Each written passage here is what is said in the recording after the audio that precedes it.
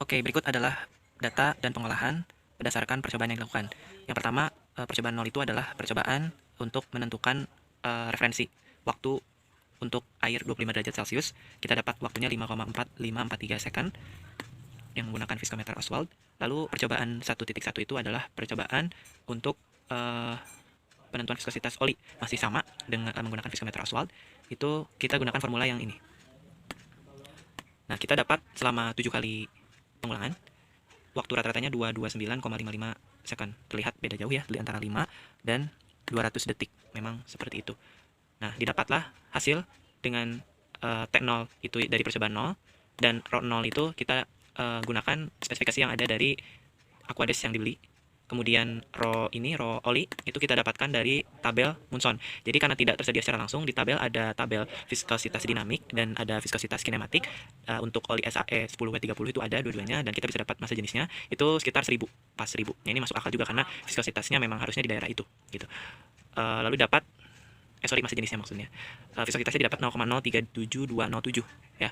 Seperti itu, dan didapat galatnya pada preferensi, jadi referensinya itu 0,15 sedangkan yang didapat sudah 0,03 sehingga itu jauh lebih kecil sebesar 75%.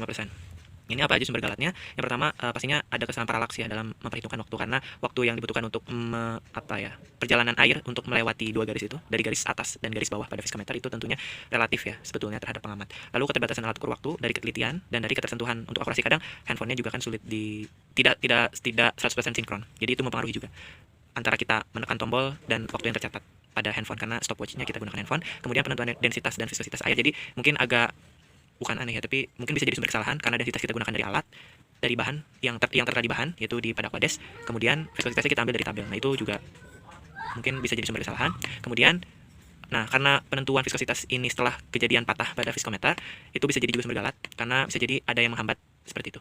Lalu karena saya tidak menggunakan statif, jadi mungkin ketidakstabilannya juga bisa berpengaruh. Kurang lebih seperti itu untuk percobaan penentuan viskositas untuk oli.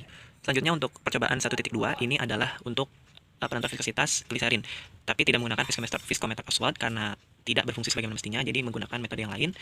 Nah, yang pertama kita tentukan massa klerennya sebesar 15 gram. Ini kira-kira karena tidak ada timbangan digital di rumah, jadi memakai standar kelereng yang umum.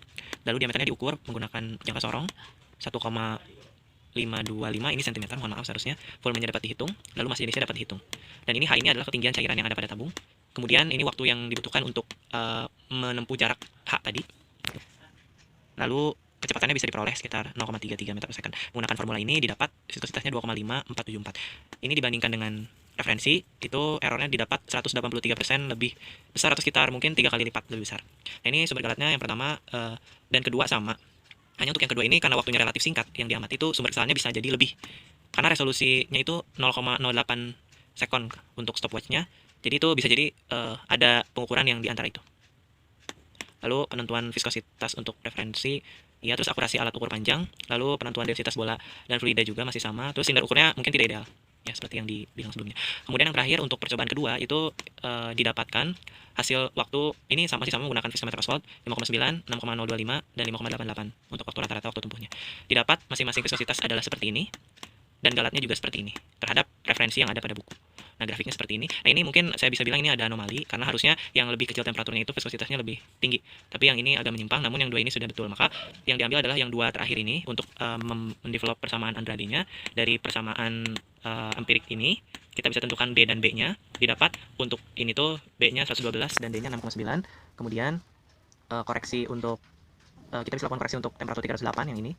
Jika kita menggunakan persamaan yang ini yang kita anggap ideal. Seperti itu. Jadi ini persamaannya. Nah, kita dapat ini 9,9653. Jadi kalau di grafik itu harusnya di atas ini gitu. Itu lebih ideal sih menurut saya.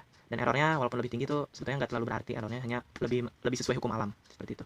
Dan ini perbandingan antara yang didapat di eksperimen dan di teori, yaitu ya memang untuk daerah ini persamaan empirik ini mungkin linear ya. Jadi masih sepertinya linear, padahal ya persamaannya bentuknya eksponensial seperti ini. Jadi ini